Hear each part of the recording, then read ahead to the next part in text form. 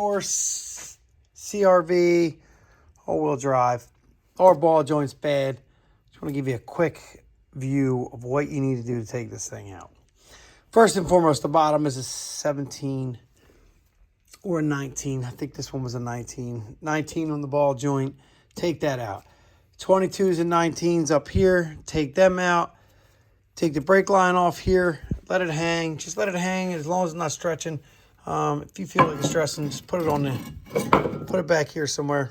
Anyway, the next thing you're going to do is you're going to come over here. You're going to unplug the ABS sensor. Unplug it. There's a 10 millimeter bolt here. 10 millimeter bolt holds this whole mechanism on. If you're doing a strut, you take that off. If not, you take this off because these two clips are going to break. They always do. They always will. So take this bolt off, 10 millimeter.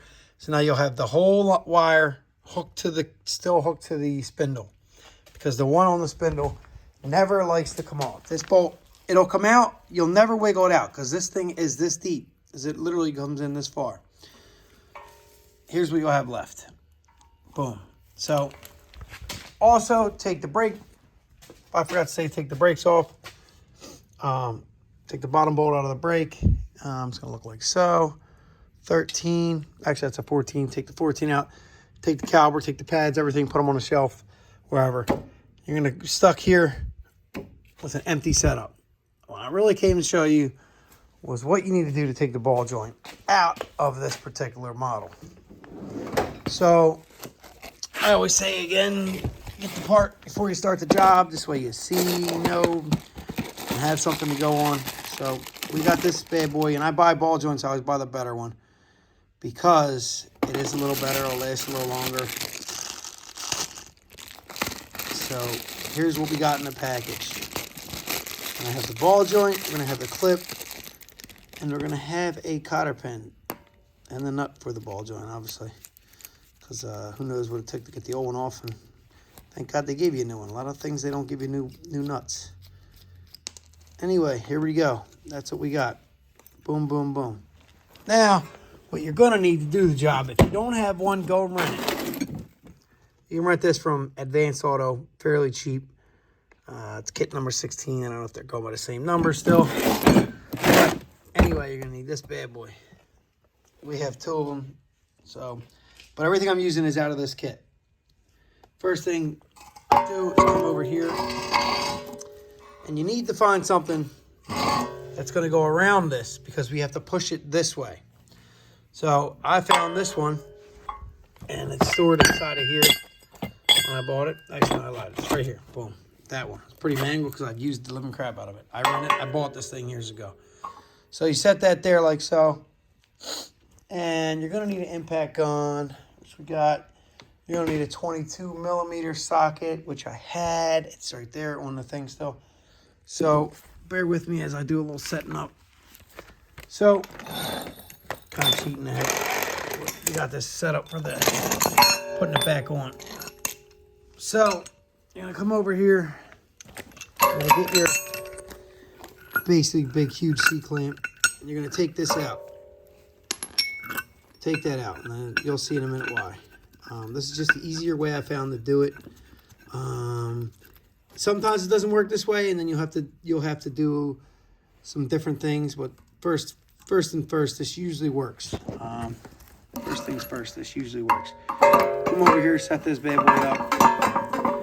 Obviously, doing this by hand, on camera, one-handed. So let's try to sneak in here with the socket and whatnot.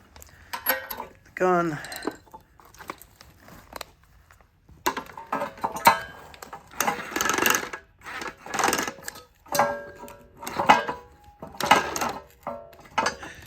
Give me 3 seconds of time. Let's see. This might be on camera. It might not. All I'm doing is lining it up.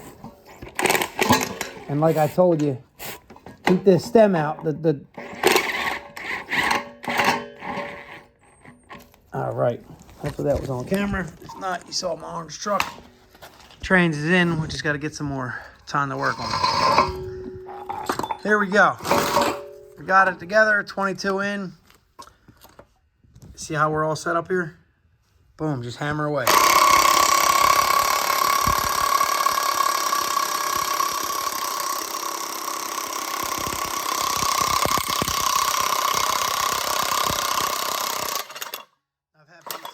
God you can't do that, then the ball joint's going to get stuck in the tool. Well, then you just put it in reverse. See, it's stuck, it's stuck. Keep going in reverse. I slipped off because I only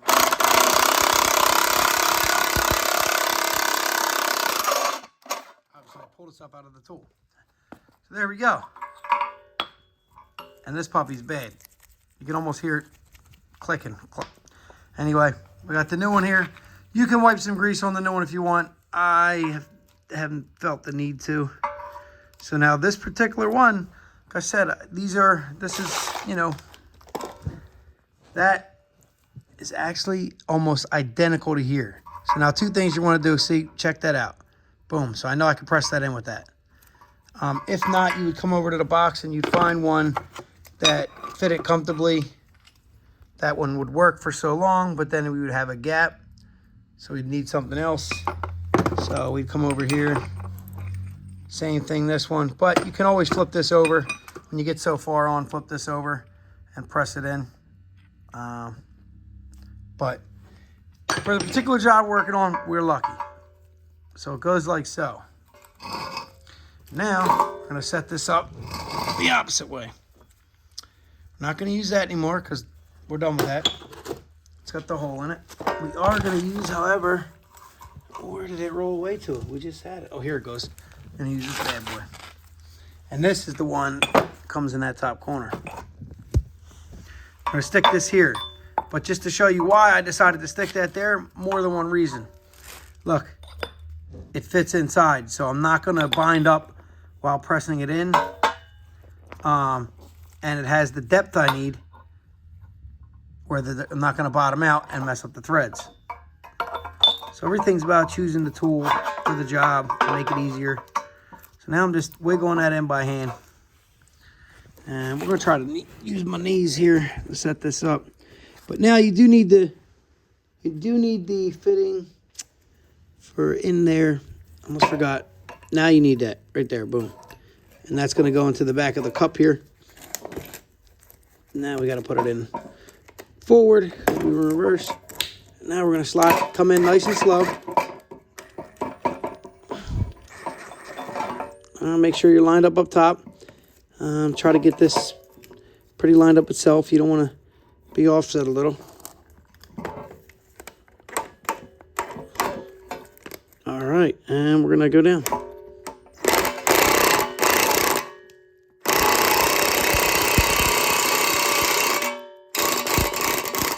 Slid a little bit on me.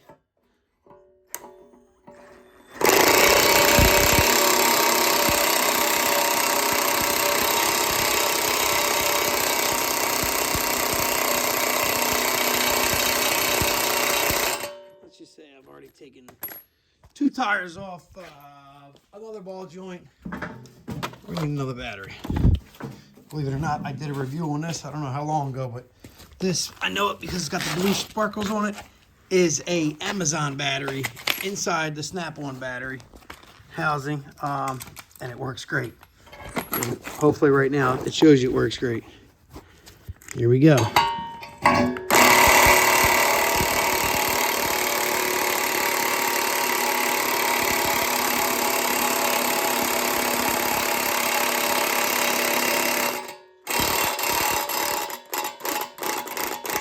Getting a little off-centered. I don't want to bind up when it comes through. So, just resetting it.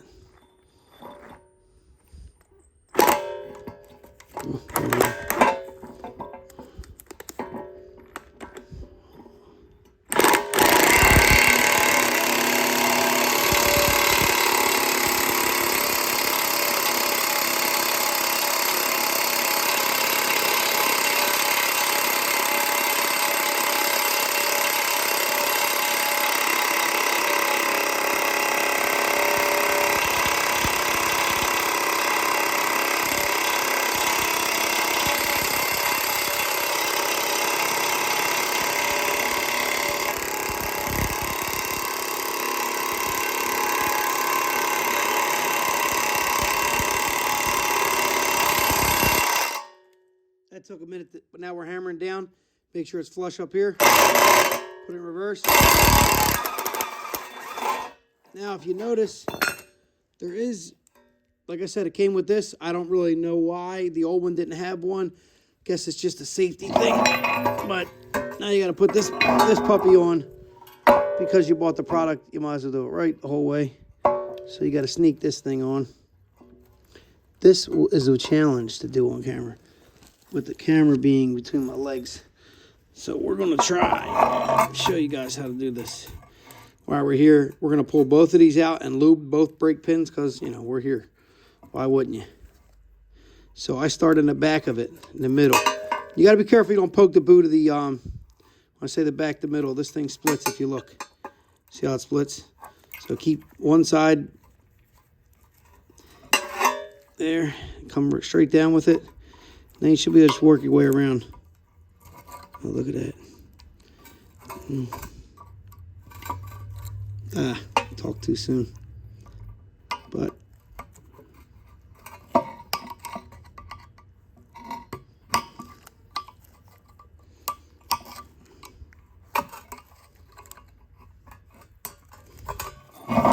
and just make sure that clip sitting in the little groove that's there. And it is, so we're good. Boom. That's how you install the ball joint into the spindle. So we're going to give you a little putting it back together video also. Why not?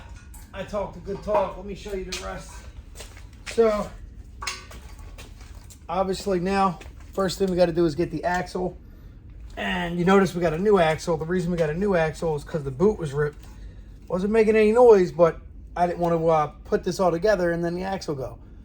So customer and I agreed, friend of mine agreed. Here you go. So stick the axle, keep the axle ready to go in the spindle. Stuck the ball joint in first. Axle is lined up at the same time as the ball joint, and I spin the axle or spin the rotor, whatever you got to do to get it to go into the spline. Keep this wire out the way because we're gonna have to go up top of that.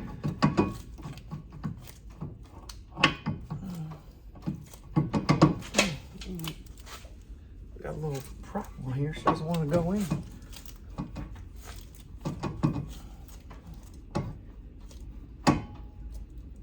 What's going on?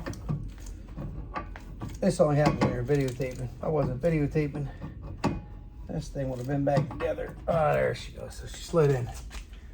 Just for safety, we're going to stick it on.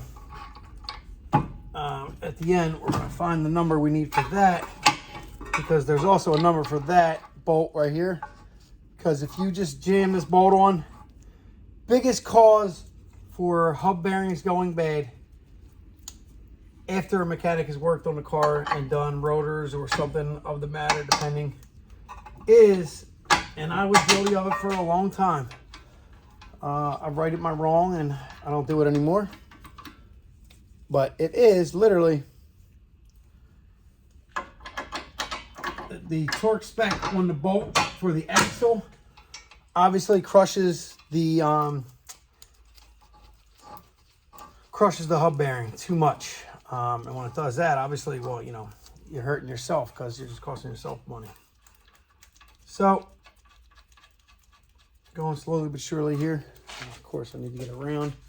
No, I don't. It's over here.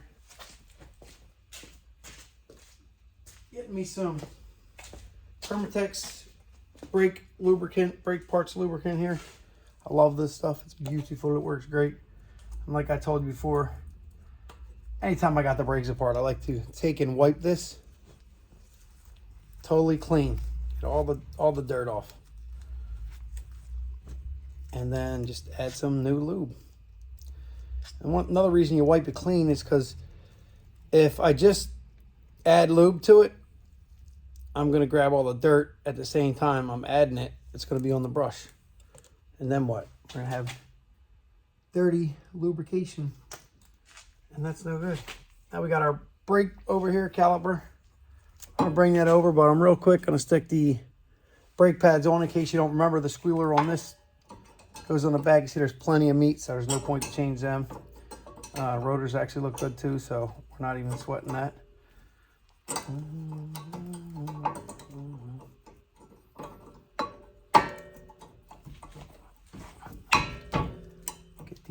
boys in. Get the front one in, and we're going for the back one. We are hooked up to the steering. Same with the bottom. There's no rocket science here. But somebody else did your brakes, and this is what you're looking at now, and you think you're going back on. You're missing spring clips. These little holes are made for these springs. Just to hold tension on it as they get smaller, as the brake pads get smaller. Keeps tension on, helps it stay off the rotor while, you know, you're not on the brakes. Like constant pressure. It's just another little helper. Do I think they do a lot? You know. They do more when you're down to nothing probably, because then they're squeezing more. But spring steel is amazing. Anyway, cleaned it, lubed it, sticking it in. Notice I did this before I bolted the line in, because once you bolt the line, when you do these brakes, you actually should be taking the 13 millimeter out of the line. And you do that so that you have a little more stretch and you're not trying to like kink it as you take it out.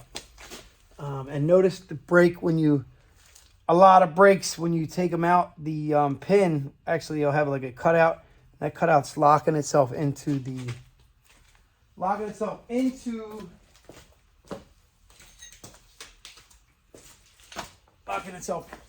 caliper, so that when you go to tighten it, the pin doesn't spin, because some GMs and whatnot, the pin will spin regardless. So, all right, now we're back here.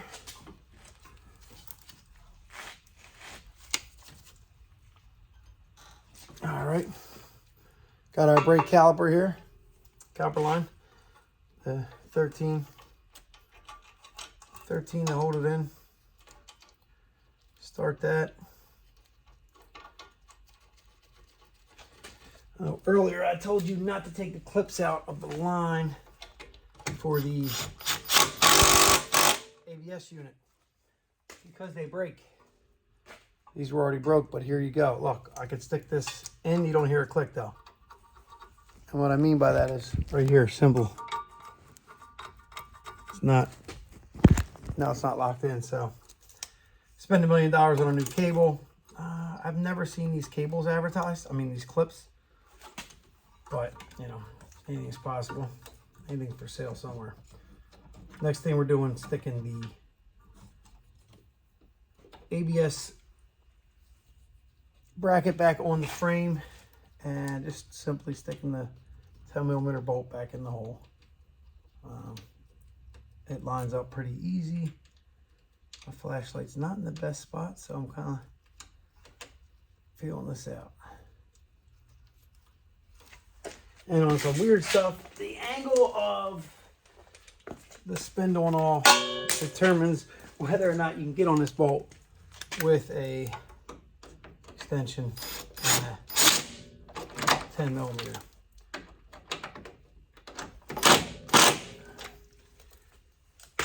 So they're in, that's in. I'm gonna have to get 2 wire ties to secure this because I do not want them to be hanging off, because if it hangs off and it grabs the wheel and it rotates, then it's going to cut the ABS sensor. If it just comes loose and it comes over here, it's going to cut it. And if it cuts it, then you're not going to have, obviously, an ABS sensor, and you're going to have to buy a new one. So we're simply wire tying it to the bracket. I'm not going to show you on video, but I'll cut these wire ties after I'm done.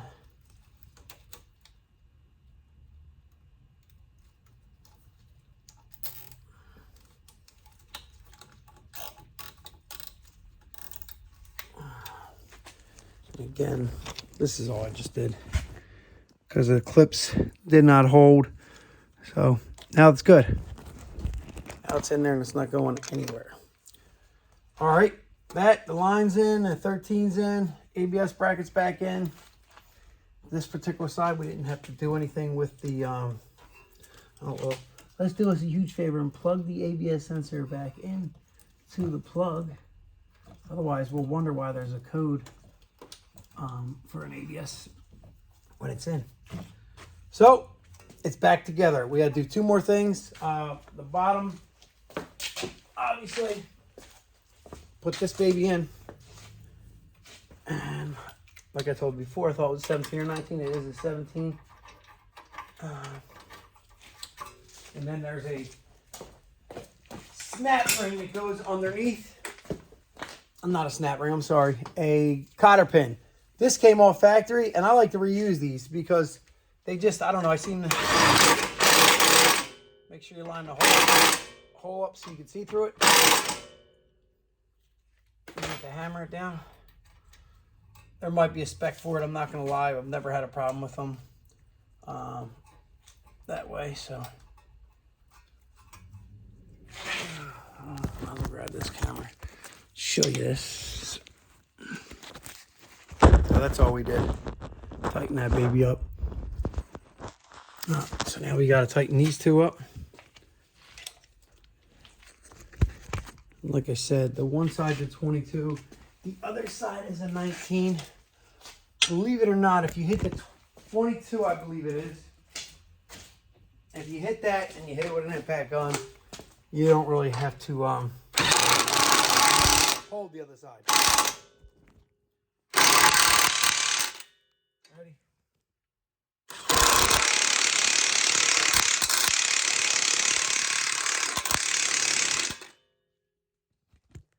And besides the Axil nut, everything is done. So I might just put in the comments what that comes down to. Axil nuts vary anywhere from, I've seen them from 130 on up. 130 on up. Just give you a quick view. This is my baby. I love this thing. It's from DeWalt. It's pretty nice. Come with a nice case that I always put it back in because this is a sensitive tool. So you want to take care of them. Like, subscribe, more handy, helpful hints.